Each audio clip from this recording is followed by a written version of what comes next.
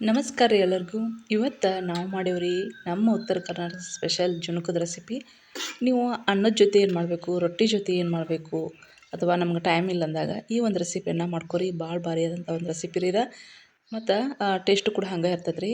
ಮತ್ತು ಬ್ಯಾಚುಲರ್ಗಂತೂ ಹೇಳಿ ಮಾಡಿಸಿದ ರೆಸಿಪಿ ರೀ.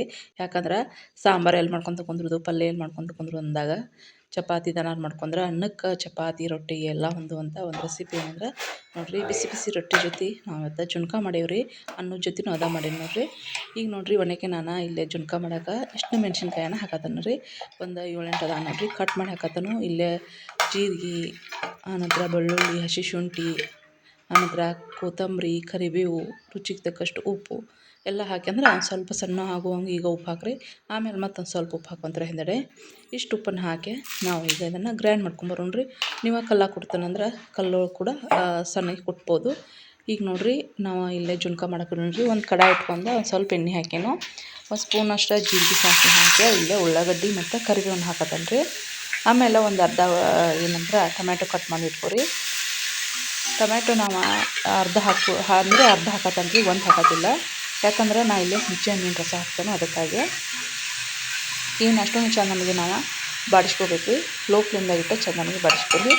ಆಮೇಲೆ ನಾವು ಏನು ಖಾರ ರುಬ್ಕೊಂಡವಲ್ರಿ, ಒಂದು ಆ ಖಾರನ ಈಗ ನಾನು ಹಾಕ್ತೇನೆ ನೋಡಿರಿ. ಒಂದು 2 ಸ್ಪೂನ್ ಅಷ್ಟು ಖಾರ ಹಾಕ್ತೇನೆ ರೀ. ಯಾಕಂದ್ರೆ ಮತ್ತು ಇನ್ನು ಉಳ್ಕಿದ ಅಡುಗೆ ಏನಾರು ಇರುತ್ತಲ್ಲ ರೀ, ಅದಕ್ಕೆ ಇಟ್ಕೊಂಡ್ಬಿಡ್ತಾವೆ ನಾವು. ಒಂದು ಖಾರ ಮಾಡಿದ್ರೆ ಒಂದು 4-5 ಥರ ಪಲ್ಯಕ್ಕೆ ಹಾಕತ್ತೆ ನೋಡಿರಿ, ಹಂಗೆ ಮಾಡಿ ಇಟ್ಕೊಂಡ್ಬಿಟ್ಟಿರ್ತೇವೆ ರೀ. ಮತ್ತು ಕಡಿಮೆ ಖಾರ ಹಾಕಕತ್ರೂ ನೀವು ಗ್ರೈಂಡ್ರ್ ಸಣ್ಣ ಆಗೋದಿಲ್ಲ ರೀ. ಅದಕ್ಕಾಗಿ ಇಲ್ಲೇ ನಾನು ಅರಿಶಿನ ಹಾಕತ್ತೇನೆ ನೋಡಿರಿ, ಒಂದು 1.5 ಸ್ಪೂನ್ ಅಷ್ಟು. ಆಮೇಲೆ ಗರಂ ಮಸಾಲ ಹಾಕತ್ತೇನೆ ನೋಡಿರಿ ಇಷ್ಟು. ಅಂದರೆ ಚಿಟಿಕೆ ಹಾಕ್ರಿ ನಡೀತೈತೆ ರೀ, ಭಾಳ ಹಾಕೋಬೇಡ್ರಿ. ಇಲ್ಲೇ ಹುಣಸೆಹಣ್ಣ ತೊಳೆದ ನೆನೆಯಾಕೆ ಇಟ್ಟಿನಿ ರೀ ನಾನು, ಒಂದು 5-6 ಬೋಟ್ ಅಷ್ಟು ಐತೆ ರೀ. ಇದನ್ನು ನಾನು ಪೂರ್ತಿ ಅದನ್ನು ಎಲ್ಲನೂ ಸೋದಿಸ್ಕೊಂಡು ಈಗ ಇದಕ್ಕೆ ಹಾಕ್ತೇನೆ ನೋಡಿರಿ. ಆಮೇಲೆ ನಾವಿಲ್ಲೇ ಏನಂತಂದ್ರೆ ಹುಣಸೆಹಣ್ಣು ಹಾಕೋದ್ರಿಂದ ಟೇಸ್ಟು ಹಂಗೆ ಕೊಡ್ತೈತೆ ರೀ. ಮತ್ತು ಇನ್ನೊಂದು ಏನಂದ್ರೆ ನಾವು ಇದನ್ನು ಒಂದಿನ ಇಟ್ಕೊಂಡು ತಿನ್ನೋಕ್ಕೂ ಬರ್ತೈತೆ ರೀ. ಬೆಳಿಗ್ಗೆ ಮಾಡ್ರೆ ಸಾಯಂಕಾಲ ಮಟನೂ ಬರ್ತೈತಿ. ಅಕಸ್ಮಾತ್ ಉಳಿತಂದ್ರೆ ಮಾರನೇ ದಿನಾನು ಕೂಡ ತಿನ್ಬೋದು ನೋಡಿರಿ, ಅಷ್ಟು ರುಚಿಯಾಗಿರ್ತೈತಿ. ಮತ್ತು ಹುಣಸೆಹಣ್ಣು ಹಾಕೋದ್ರಿಂದ ಕೆಡೋದಿಲ್ಲ ರೀ. ಈಗ ರುಚಿಗೆ ತಕ್ಕಷ್ಟು ಉಪ್ಪನ್ನು ಹಾಕೊಂಡ್ರಿ. ನಾನು ಆಗಲೇ ಅಲ್ಲಿ ಉಪ್ಪು ಹಾಕ್ಯಾನು, ಅದಕ್ಕಾಗಿ ಅಂದ್ರೆ ಖಾರ ಅರಿವಾಗ ಉಪ್ಪು ಹಾಕ್ಯಾನು, ಅದಕ್ಕಾಗಿ ಒಂದು ಸ್ವಲ್ಪ ಬೆಲ್ಲ ಹಾಕ್ಯಾನು. ಇದು ನೋಡಿರಿ, ಜುಣ್ಕದ ಹಿಟ್ಟು ಬಿಸ್ಕೊಂಬಂದಿರ್ತಾರೆ ನಾವು. ಹೆಸರು ಕಾಳು ಮತ್ತು ಕಡ್ಲೆಬೇಳೆಯನ್ನು ಕುಡಿಸ್ಕೊಂಡು ಜುಣ್ಕದ ಹಿಟ್ಟು ಬಿಸ್ಕೊಂಬಂದಿರ್ತೇವೆ ರೀ. ಇದನ್ನೆಲ್ಲ ಸಾನಿಸ್ಕೊಂಡು ಇಟ್ಕೊಂಡನ್ ರೀ. ಈಗ ಒಂದು 3 ಸ್ಪೂನಷ್ಟು ನಾನು ಈ ಏನಂತಂದ್ರೆ ಜುಣ್ಕದ ಹಿಟ್ಟನ್ನು ತೊಗೊತಾನೆ ರೀ.